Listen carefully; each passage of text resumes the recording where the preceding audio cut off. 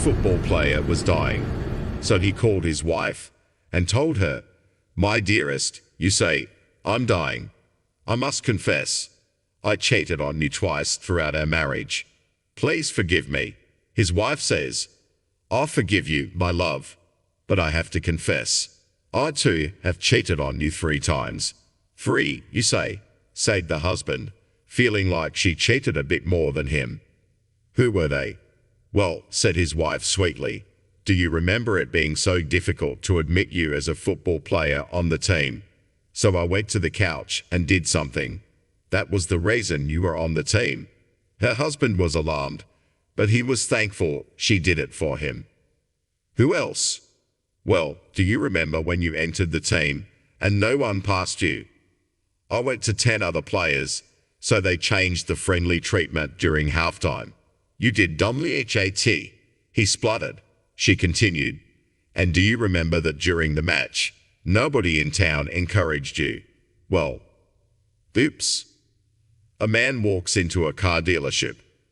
A salesman greets him at the door, and after some chatting, they end up taking a car for a test drive. "This car is so quiet, sir," exclaims the salesman, "and the ride is calm and relaxing."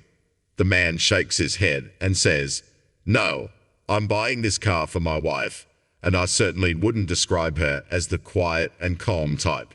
The salesman quickly transfers his potential buyer to another car.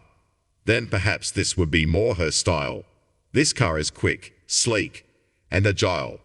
The man sighs. "No, my wife is certainly not the sleek type by any means." Frustrated, the salesman transfers the man to a third car, a sure winner.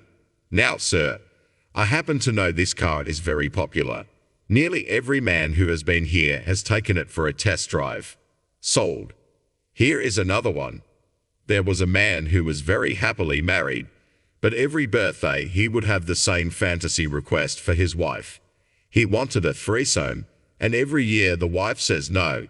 This continues on for several years, until finally the wife has enough, and finally agrees. "Fine, Sam, yes, you can have your darn threesome. Who do you want it to be with?" George quickly responds with, "Well, do you remember Sarah, who works in accounting at my office?" "Yes, of course," the wife responds. "Well, with her," said Sam, "and one of her friends." Please subscribe for more jokes, and stay happy in your life.